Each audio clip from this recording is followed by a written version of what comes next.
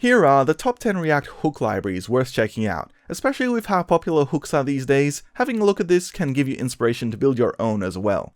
If you haven't heard of me before, I'm Adrian from Australia. I do videos around design and development, so before we get started, make sure you hit like and subscribe, and let's just jump straight into it. Here is our article for the top 10 React hook libraries, and I'm gonna link this in the description below so you guys can check it out too. We're gonna check out our very first one here, which is useHTTP. This is a great package that sort of works like fetch. We'll be able to do a number of cool things here. Things like gets, posts, puts, patches, and deletes. Now this has a few cool features. Things like doing requests response interceptors, suspense, retry functions, and caching. If we take a look at it over here, this is a use case example. In here we've got a component here, and this component works in a pretty simple way. We're using our HTTP hook here, and we're using it to do a use fetch. This is our URL we're passing it through to. We're pulling out a number of options here, things like gets and posts. We're creating a use effect so that every time something changes, we can get the to-dos URL from this main URL here. Then we're creating a function here as well to be able to do a post request to the to-dos URL with a title and an example to do. If the to-do response came back okay, then we're gonna run our set to-dos and set them with the new ones here. We've of course got our button here to be able to do the function here to add to-do, as well as mapping it out. This works pretty cool, and I'd love to give it a shot, but from what I can see, it should work quite well here. The next one here is useMedia. Now, media queries in CSS, as you know, are pretty standard. We can apply different styling depending on the size of the window. But if we're trying to do this in JavaScript or on HTML, this might not always work so well. We might have to manually code it here with some JavaScript. This makes life easier for us. useMedia essentially is a hook that checks the size of a screen, and then we can apply this hook to provide different syntax or different functionality depending on what that size is. So in this case, we've got a size of 1000 pixels.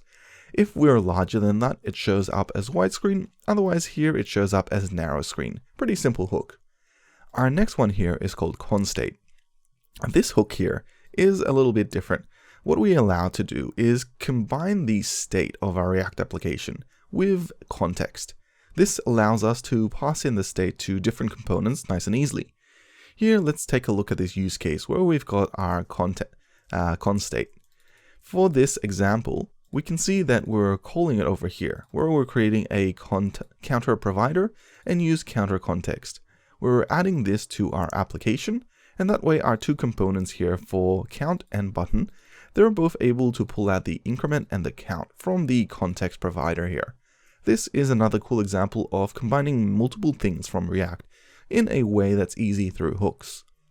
Let's take a look at our next example here. This is Redux hooks. And as you know, Redux is a popular library, so this is just sort of like a higher order component that allows us to be able to do all these things a lot easier. This also provides us the useSelector, useDispatch, and useStore. In this example, we're pulling out useSelector and useDispatch. We're creating a button here which essentially adds an increment to our counter, and we're applying it here in our hook. That's pretty simple. We also have a React hook form. Now this is our fifth entry, and this is a small library that does a little bit of our form checking before we submit a form. So in this case, we're calling it here, useForm. We're pulling out register, handle submit, and errors. We can call onSubmit here, where we might apply a function. But in our form here, we can see that we're passing it in here as a function. Otherwise, what we can do is we can use this ref here to apply different properties like required.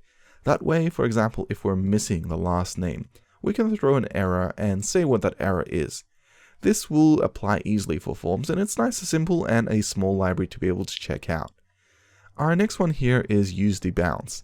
Now, a lot of people sometimes get confused what debouncing does, and it's very useful when you do things like typing in an input and you want to apply a function on keyup. In this case has a very similar function here. We have the onChange handler here, which is calling setText. This setText is actually where we're setting our useState. We're starting off with hello here, and we're doing a debounce here of about 1000 seconds. This way, as we're updating properties, say we're typing in text really quick, this debounce only applies after 1000 seconds and updates the value. That way, for example, if you have a drop down of an autocomplete, it will only call the API request after 1000 seconds. Oh, sorry, this is milliseconds, so all of that I said before, it's about milliseconds. Anyway, let's move on to our 7th one here. This is called useLocalStorage. And as the name suggests, this is a simple hook to be able to write to your user browser's local storage. Nice and simple. Here we can pull out a value, say useLocalStorage counter value, and we've got this value over here. We can then apply it in our component, and later if we wanted to also save it, we can use the write storage, where we're applying it to a value in local storage too. This is pretty standard, and we can move on to our next one here, called usePortal. Portals in React, or just in browsers anyway, they're essentially components that might be rendered outside of the DOM hierarchy. This means they might be all the way in the footer, or somewhere near the header, or something like that. This allows us to create one very simply without having to worry about how the code works. In this case, we are able to use the portals hook over here. We can create a ref, an open portal, a close portal, and we've got this value here to check if it's open. Here we're creating the portal component, which is just over here. Here we can close it, calling onClosePortal, and here we can open it using the onPortalOpen function over here as well. Pretty standard stuff, and if we wanted to apply some other stuff, we've got this ref over here as well. 9th is our useHover. Again, in CSS we often have hover effects which we're applying, but sometimes in React or other libraries in general, we might want to apply some JavaScript hovers. So the useHover hook here essentially is pretty simple. It checks if it's hovering and also applies some hovering props. These props we can place here, for example, into this span. So as soon as we hover over this span, we can check is hovering, and we can apply another div to pop up if it is. Nice and simple, without too much worries. And of course we could make this more complicated if we wanted to, or some functionality, but this is pretty standard usage. Finally, we have our React router hooks. Now, as you know, React Router is a popular library, and using hooks now is also popular. So all of these are now ready to use in React Router DOM. We can use history, use location, use parameters, and use route match.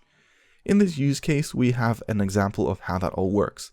So in here, we've got our example component, and we're pulling out all these variables to use. We can then place them into our component to see what's going on, such as location.pathname. We can run an onClick handler here where we push a new URL, or we can even check if we're on a current URL and provide a piece of syntax to show that we're on that path, essentially. So pretty cool stuff. That basically covers these top 10 hooks. I hope you guys enjoyed this video. It was nice and quick, but I just wanted to check this out because it's something that is more popular these days, and it's worth knowing what kind of possibilities there are you can do in hooks. I always enjoy doing these videos on React because it's one of those libraries that I really enjoy using. If you guys have suggestions on things you want me to cover in React, let me know in the comments below. Otherwise, make sure you hit like and subscribe, and check out my latest video on the top 40 developers to follow on YouTube, or all these great design resources, which I've recently done a video on as well. I'll catch you in the next one. Thank you.